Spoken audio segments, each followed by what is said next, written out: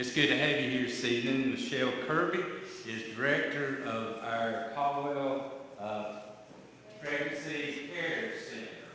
It used to be crisis, but y'all like to move past that. You know, it is a crisis, but it's care. So we're glad to hear you come on up and share. If you want to leave a little time for question and answer, we appreciate you being here. So let's give her a warm Clover welcome.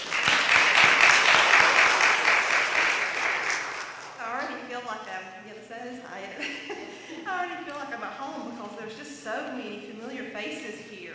Because I'm from Grand Falls, so I've interacted with many on several different occasions. So it's so nice when I get to go to a church and I go across the county. I think this is like my third or fourth speaking engagement this month. Well, I guess in June. And sometimes I go to churches and I don't know anyone, so I don't have a familiar face. And I can look at Carol, and I can just look at her and talk to her, or Mary, or anybody else in here, and have that familiar face. So I appreciate that. And today, of all days, I need that because you would think after me doing this for 8 years and speaking to churches that I would just be able to do it, but I feel more comfortable when I have an outline in front of me. So I printed off my outline today and left it in the copier at work. And I got halfway home and realized it. So I dug around my drawers at home and found one from 2018. But you know what? It's an outline, and it gives me the basics. So you guys just bear with me, and if I forget something, I've got Mary here and Carol here who can say, hey, Michelle, what about that? Okay? So you guys feel free to do that. But I do thank you for letting me come. I got the pleasure of meeting your pastor, what was it, probably 4, 5, 6 months ago, whenever our board of directors and the Caldwell Pregnancy Care Center decided we were going to expand into Grand Falls. And we were at that point looking for buildings and looking for places and where God was leading us, whether it was Sawmills or Hudson or Granite Falls, where it was that God had us to go next. And so I had all the pastors come in and we talked to them and told them our vision, and your pastor was one of those. And I just appreciate him and his time to come and hear more about what we do at the Pregnancy Care Center. And then, of course, his precious wife, Carol, who is there every Wednesday, so I get to spend my Wednesday with her tomorrow morning, and I always look forward to that. But I do appreciate you guys for that. So just as a show of hands, how many of you know about the Caldwell Pregnancy Care Center or anything about us? Now, your church has been supporters of ours for many, many years. I'm not sure, Mary, you may know for how many years, but probably since close to the beginning, right? And this is 33 years this year that we have been in ministry in Caldwell Pregnancy, and the Caldwell Pregnancy Care Center has been in ministry in Caldwell County. And I say that because sometimes ministries don't last that long, nonprofit ministries in counties. So we have a privilege of serving our county for that long, and that's something that we are thankful for. In those 33 years, we have built up a trust with our county. We have built trust between our churches and us, between individuals, between businesses, and most importantly, between those families who need our services. And so I'm so thankful for that. So in 33 years, we have come a long way, and it's been that way every year, but every year you build on that trust, and we've been able to do that. Our mission is to enable men and women to choose life for their baby through adoption or parenting. I mean, it's pretty simple, isn't it? But that encompasses a lot, because not only do we need to enable them to choose life through parenting or adoption, that means we also have to help them to see some of the spiritual, emotional, and physical effects that abortion has on a mom and dad. So we share that with our clients that come to us. We share it gently and lovingly, knowing that in the end, just like with salvation, we do not make that decision. Only the Holy Spirit can lead someone into that decision. And so we present the facts, present truth, present life, present a way, and then we have to let that person work it out for herself or himself. And so we love them regardless of their ultimate decision. We care for them. There have been many times I have walked a young woman, and Mary probably has too, to the front door, knowing that their next appointment would be at an abortion clinic. After all we have said and shared and poured into them, we love them, we hug them, we tell them to call us afterwards, because we do not want to leave them not having support after that. I've always said that I feel like whenever a baby is lost to abortion, that baby's in the heaven with the Lord. No better place to be. But that mama and that daddy is still here on this earth, and they're still hurting. And we do not want to turn our backs on them, because then we'll lose too. We don't want to do that. So that mom is just as important to us as that daddy, and that father is just as important to us as that baby. And so we are right now, our location is at 210 Ridge Street in downtown Lenore. I don't know if you guys know where that's at. It's right behind First Baptist Lenore, behind the courthouse. We're located there. We were able to purchase that building, and just a testament to the Lord and what He does is when we decided to go medical and expand our ministry into the fatherhoods and serving them, we needed a bigger place. We needed a place that would facilitate that and help us to be able to do that. And so our board of directors at then thought, we need to start really praying about a different location for us, this ministry. We had been in the same location for the first 26 years or 27 years, and it was working great. We love it. I still drive by that building, and I just love that building. It has special memories for me. But we knew that for the ministry to grow, we needed to look at a change, and we needed to step out on faith and actually own a building that was ours in the ministries. And so in 2018, we made that leap of faith. We bought that building for, I think it was $250,000. We paid, the down payment on it. We had a 30-year loan, and we thought, okay, we want to pay this off in at least 15 years, at least half the time. And through God and His people, we paid that building off in 4 years. It was ours completely, which is amazing. Only God can do that. And I can remember a board member early in the talks of going medical and doing the fatherhood program and looking for a building and going in debt and what that leap of faith looked like. And I can remember him saying, it doesn't matter if we save one life, but it's all worth it, all of it. And so we believe it, and we have lived that way in the ministry. And so this year, we took another leap of faith. You think we'd get one building paid off, we'd be happy for a while, right? We decided that we were going to expand the ministry into the southern end of our county, particularly, hopefully, Granite Falls, because what we were seeing is that transportation is such a huge issue in our county that the clients that we typically serve, and we serve every client. Our clients come from those who are homeless and have no home and no place to lay their head at night, to those who have good jobs or high in their field and they just need the parental support. So we serve all walks of life. But the majority of our clients probably do struggle day to day, week to week, living financially. And so transportation is a huge issue for them. And we realized that with the transportation issues we had in our county, with what happened with Roe versus Wade, whenever the laws came back in, the abortion laws came back into the state, and at that point we did not know what that was going to look like for North Carolina, we wanted to be more accessible to any client that was in our county that was seeking an abortion or struggling with a pregnancy, so they knew who we were, first off, and we were easy to get to. Once Roe versus Wade was overturned, we became the abortion state. So someone looking for an abortion in South Carolina or surrounding states came to North Carolina. They increased 43% of abortions increased in North Carolina after Roe versus Wade was passed, because we were the go-to destination. There were billboards in South Carolina saying, come to North Carolina, we'll do your abortions. So at that point, we realized that anyone even driving through our county, we wanted to make certain that they knew who we were through radio ads, billboards, whatever it took. And if it took us having 2 locations on either end of our county, that's what we would do. So we started earnestly looking. Pastor Barnhart was in on those prayers that we would find a place and it'd be just exactly where God wanted us to be. And in the 1st of July, we closed on the building in Granite Falls, and we are so excited. It's a 6,000 square foot building. I had a board member ask me what I was going to do with 6,000 square feet, and I said, if you've got a couple hours, I'll tell you, because I've got plans. But we're just thankful. It's behind Captain's Galley. It's one of the metal frame buildings back there. It was the Cast Theater. And so we have completely, within the few weeks that we have owned it, we've completely gutted that building, just by people in the community coming in to help us and to work in that building. So we're excited to see what God's going to do. Yes, we are back in debt again, but our board has been very optimistic.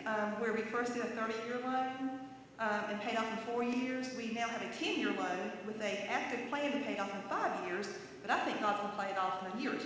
So we're just there with that.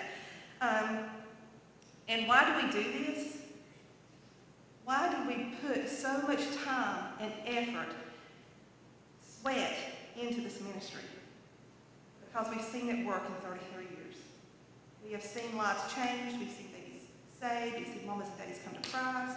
We've seen them turn their family unit around and live for Christ and raise those mamas and those babies in Christian homes. That's why we do this.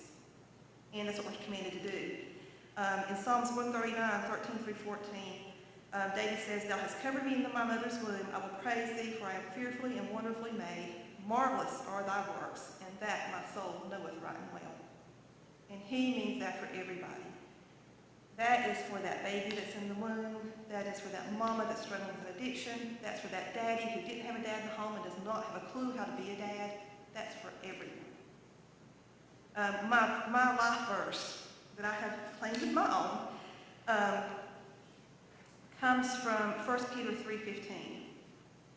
It says, "But in your hearts honor Christ, the Lord, as holy, always being prepared to make a defense to anyone who asks you for a reason for the hope that is in you. Yet do it with gentleness and respect." So what that first tells me is that in my heart, I must worship my God. And that must be illustrated in everything I do, should filter through that. That my heart is there to honor God as holy and my Lord and Savior. The second is to always being prepared to make a defense for the joy in my heart. How can I make a defense for something that someone else is not seeing in me? So regardless of how bad of a day that I've had, whatever's going on in my life that I'm struggling with, that there's always a joy that's to be seen in me, regardless of whatever circumstance I'm going through. And then the last is that when someone asks me for what that hope is and why I have that joy, I am always prepared to share with them my Lord and Savior and what He has done. And I do it with gentleness and respect.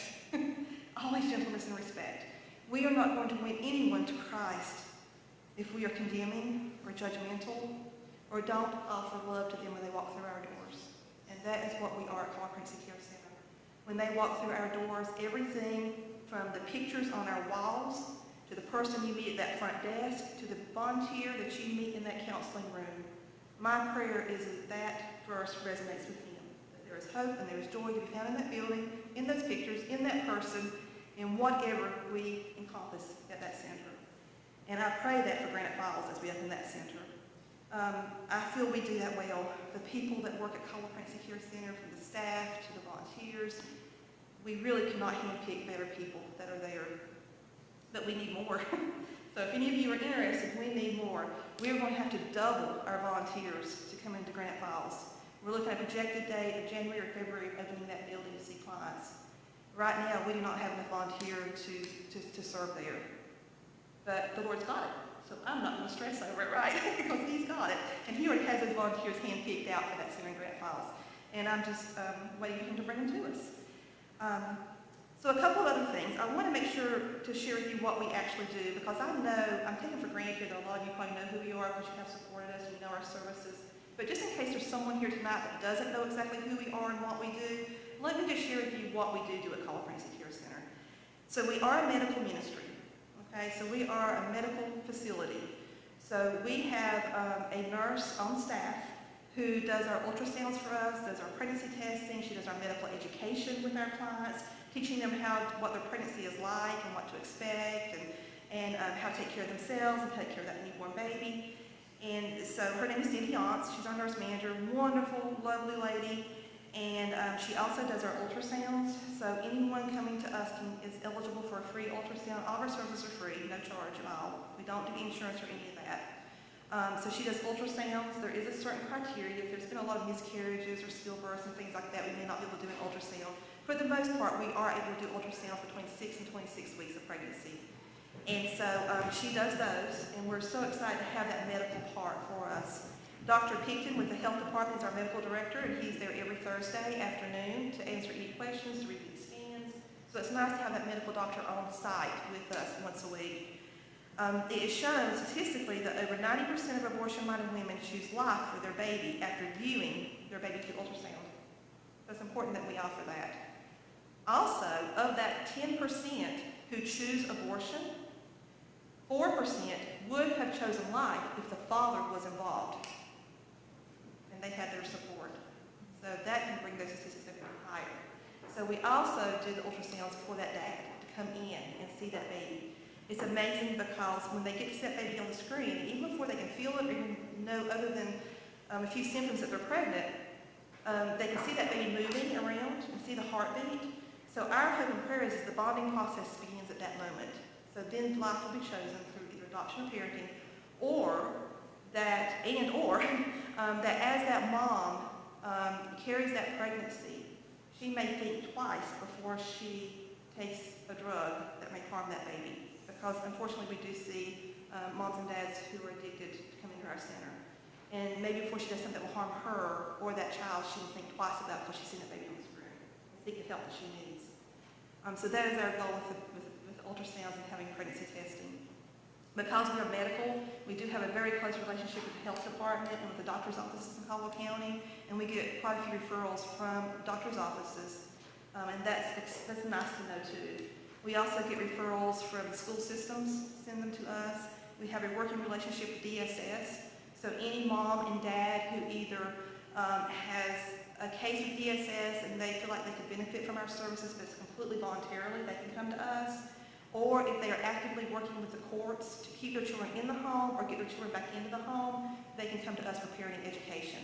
And I love that with the DSS because not only are they getting that parenting education, which I'll explain a little bit more here in a moment, they also get the spiritual applications that goes along with this. We share Christ with them, we share how we can, how the Lord just loves them so much and cares for them, which really is the root, the very beginning of all healing and getting that life back on track is knowing Jesus as Lord and Savior. First and foremost, we share Jesus. It's just as simple as that. We share Jesus with our clients. We share it in every area that we can. I tell my volunteers and staff often that sometimes you don't even need to say a word, and you've already shared Jesus. Just by the way you have treated someone, you have loved on them, regardless of how they smell, how they look, or what they've done, or what they're going to do, or what they're in the midst of doing. You love them, and then you have shared Jesus with them. We do share Christ with them. We go through the plan of salvation with them when we feel when it's time. We earn that trust first and that love, and then we share with them. Each of our parenting education classes also has spiritual applications with it, where we share that with them. We share life-affirming choices of parenting or adoption. We do not refer nor encourage abortion. We share God's word and his love of the unborn and the mother. We share the effects of an abortion on the unborn baby, the mother, and the father. We share it with love and kindness and gentleness. We don't do it in a harsh way. We love the client regardless of her final choice, and then we offer post-abortion healing. We also offer adoption. I love adoption. So far, in my 9 years as director, I have gotten to work with 5 young women through the adoption process. 3 of them chose to place adoption at birth. 2 chose at birth to parent. And either way, it was a beautiful process. Our role there is that we help them contact a licensed Christian adoption agency, and then we are there to support her throughout that process. So I go with her to every adoption meeting. I sit there with her on the couch. I hold her hand, whatever she needs from me, as she goes through the process of choosing what type of adoption she wants for her child. She chooses those adoptive parents. As she goes through the whole process, we are there with her throughout that process. And then we're there for her afterwards for as long as she needs us. I just had a young lady call me, she's young, she's in her 30s, who we just placed, it's probably been about 6 months ago that her baby was placed for adoption. And she just called about a month or 2 ago and just gave me an update on her children and her other children and how things are going. And that's the relationship we want. It's a long-term relationship with these moms and dads. I love adoption. I think it's a wonderful decision. To be honest with you, I'd love to see more of our clients placed for adoption. But there again, we are just present the facts and to be there to support for them. In the end, that's something they have to choose. We also stand with them as they parent.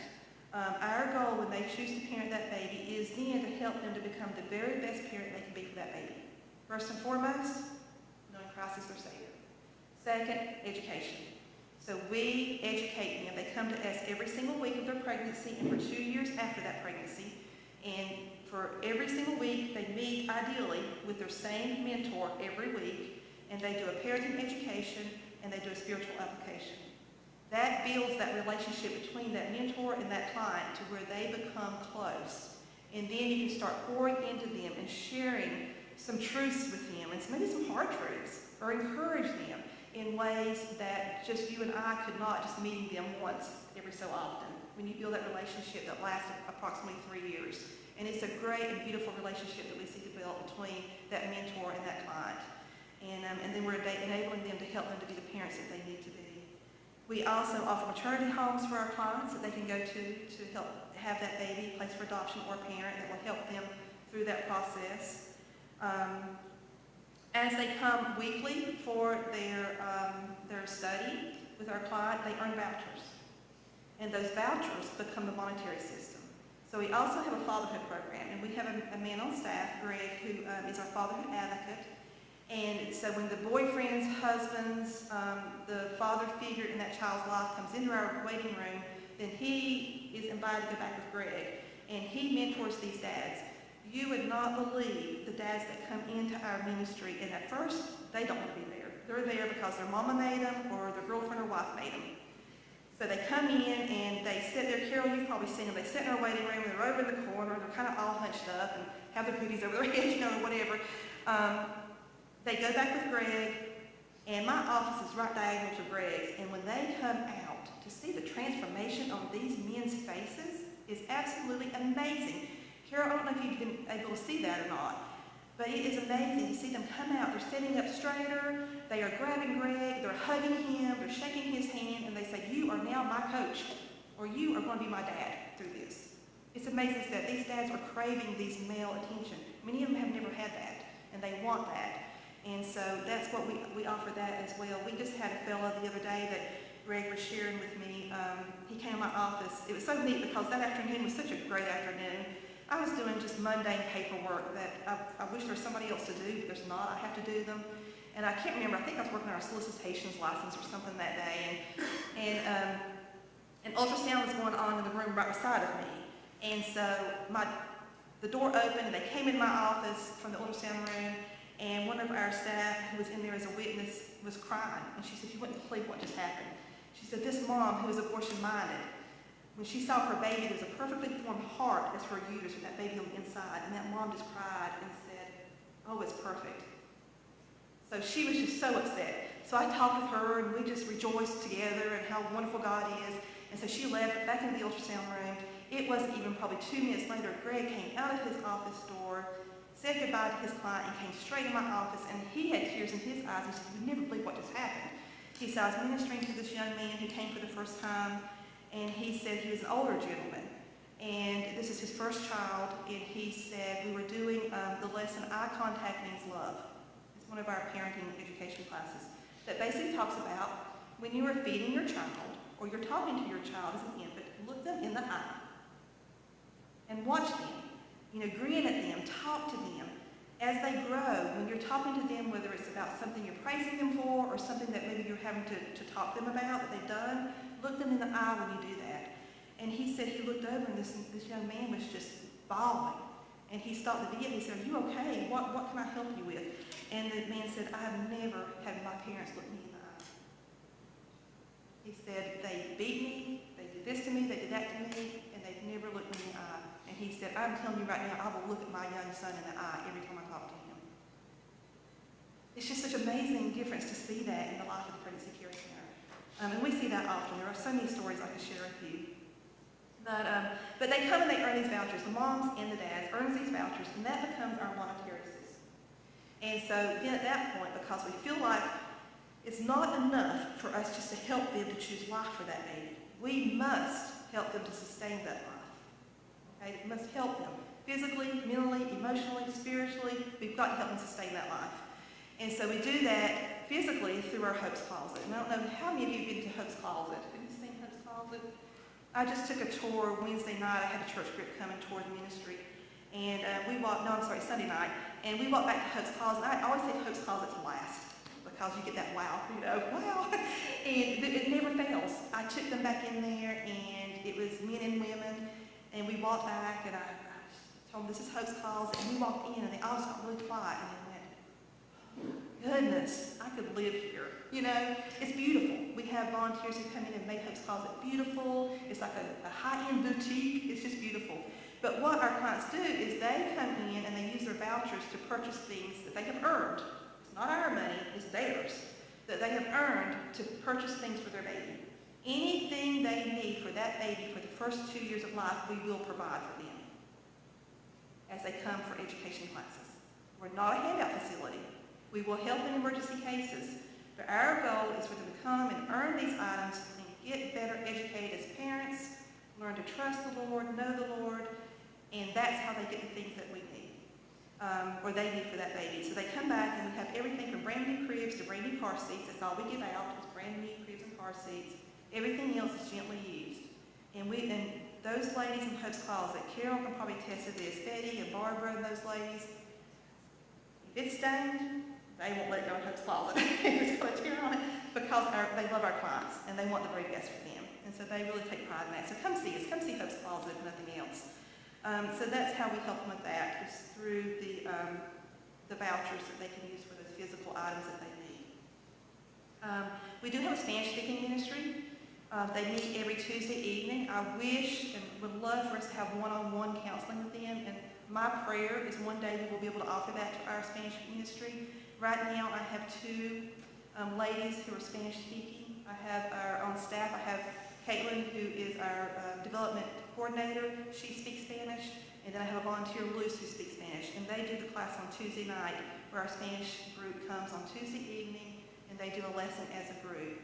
The first time they come, they get individual one-on-one, but after that, it is a group session, unless there's a need there that they need something further. So if any of you speak Spanish in here, that's my prayer of the Lord, is that one day we'll be able to offer one-on-one with them as well. So I was trying to think, is there anything I have missed, Carol?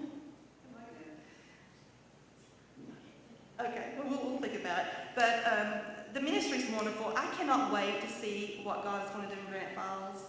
I have already claimed that there will be a salvation and there will be a baby saved in Granite Falls building. I know it, and that makes it all worth it. I already know that's going to happen.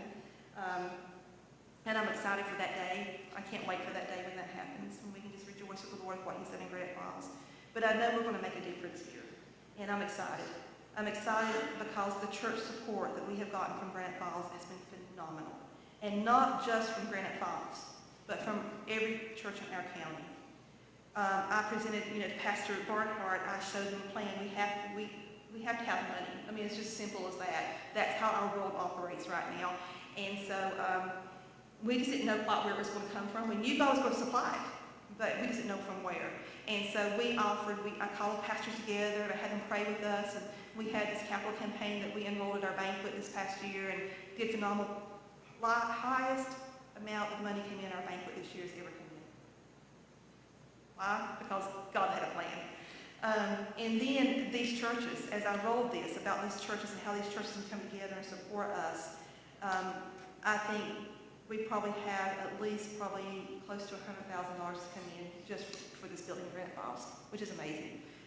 So Granite Falls, and it's not just Granite Falls, it's churches from the north that has done this, from Hudson, from Sawmills, from Granite Falls, all over. So I'm excited to see what's going to happen. I can't wait to hold that first baby that was born through the Caldwell Care Center of Granite Falls. I'm looking forward to that. All right, any questions? Please have questions, because that helps. It really does to know what you would like to know more about. If you do volunteer, how long does it take to become certified, I guess, to volunteer there?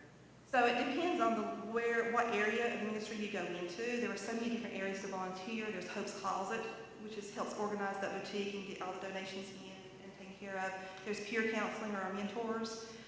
Mentoring takes longer. Carol, it probably took you about 3 months to get fully trained. It's not an overnight process. When that door closes, we have to make certain that you are representing the ministry well and have that trust. And so probably about 3 to 4 months, depending on the individual, how long it takes before you can become fully trained. So if you are interested in volunteering at the Granite Falls office, now's the time to start that process. Other areas, not quite as long. What are the areas to volunteer for? Some examples. So Hope's Closet, we are completely run on donations. We are a nonprofit, and so we are run through church support, individual and business supports of Caldwell County. And so that is included with our physical items as well. So we get donations in through the week. They come into Hope's Closet, they wash them, clean them, make certain they're okay, and then organize them into Hope's Closet. So gently used? Gently used, yes. Or new cribs and car seats.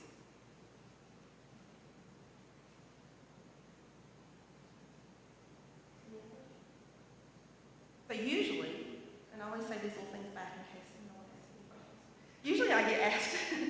what is your youngest client? And our youngest is 12 years old, and we are working with a 14-year-old right now.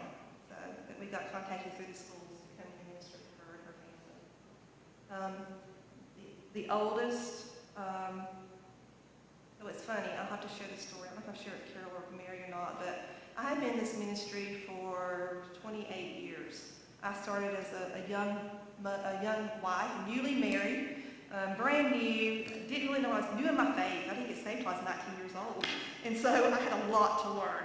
And God just took me right into this ministry where I was around these godly women, these strong women of the faith, and they just really built me up and encouraged me and overlooked some of my flaws, which I'm so thankful for, and helped me to grow in my walk with the Lord. But I can remember, we always do, we are abstinence only. So if a young woman does come to us, we do share with her again, non-judgmentally, lovingly, gently, that abstinence is really the best before marriage.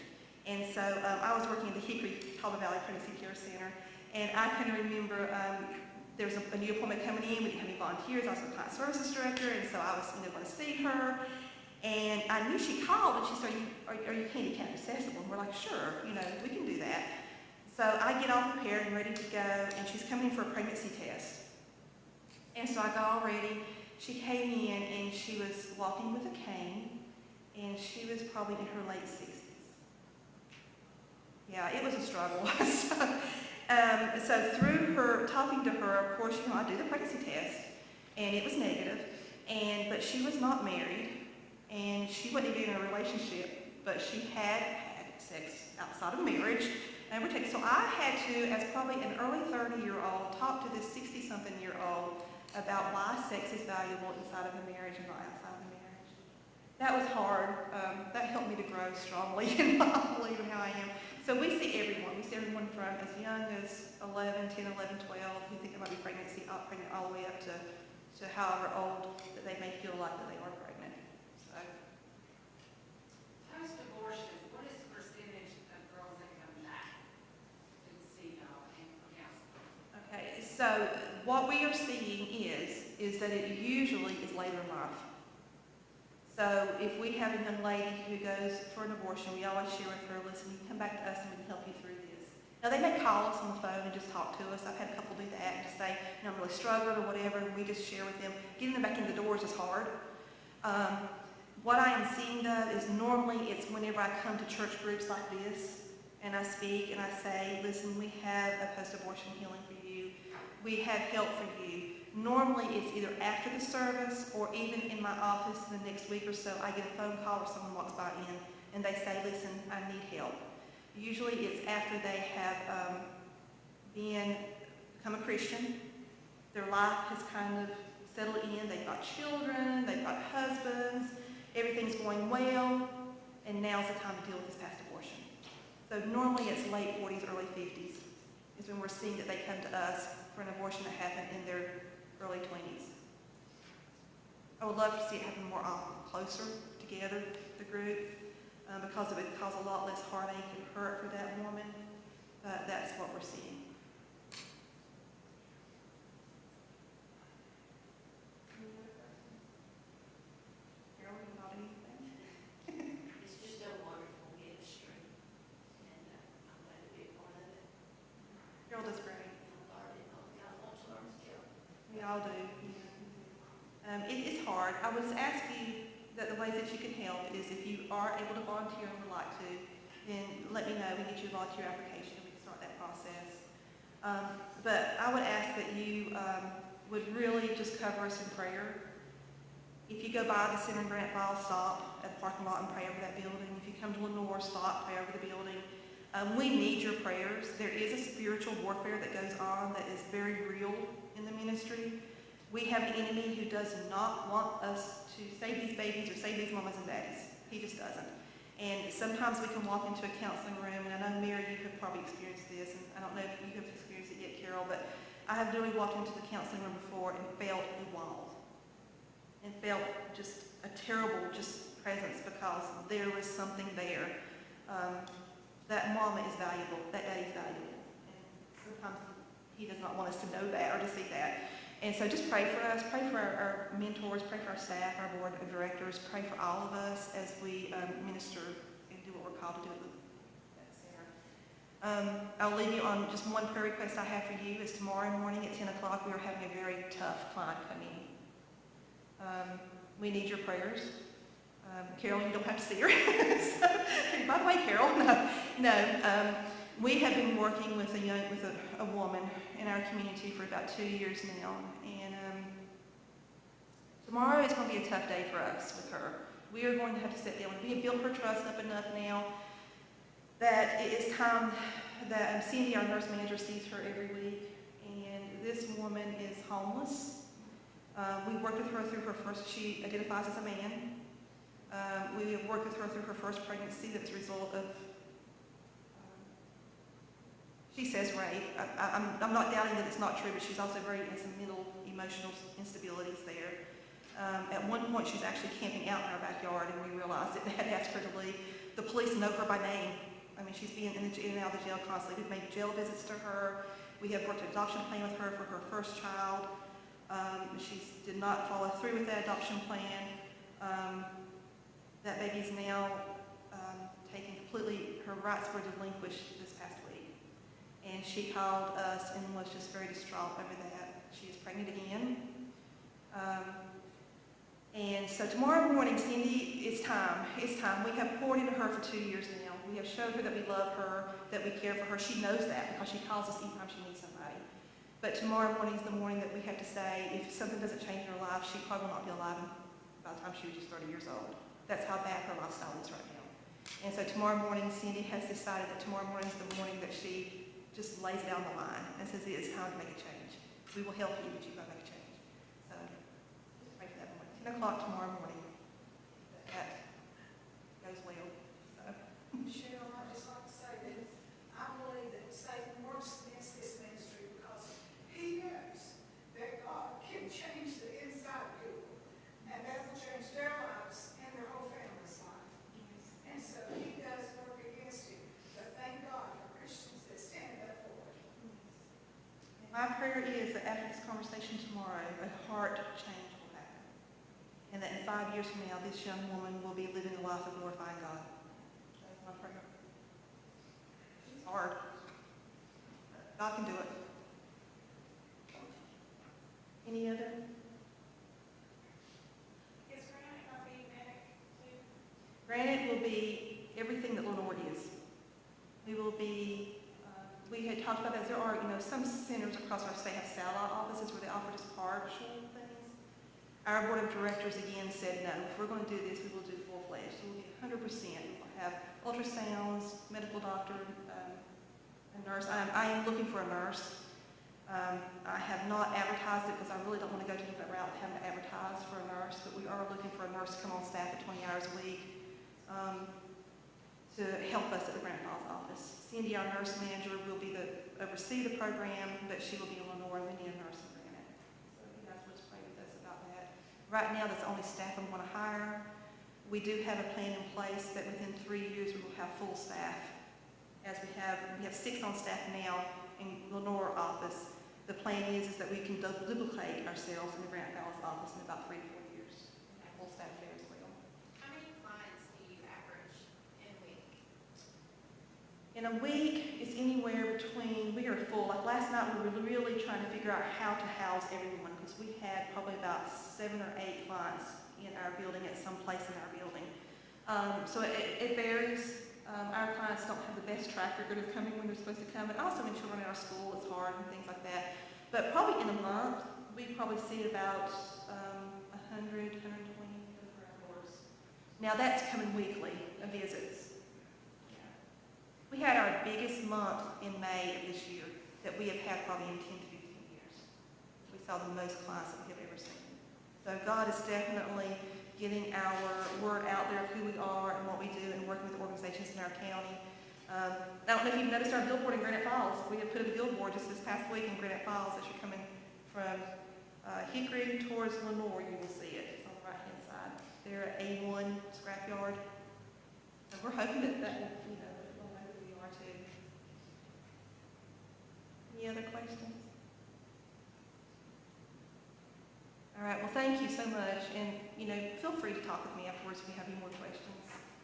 Okay, thank you, Sheila. Appreciate you.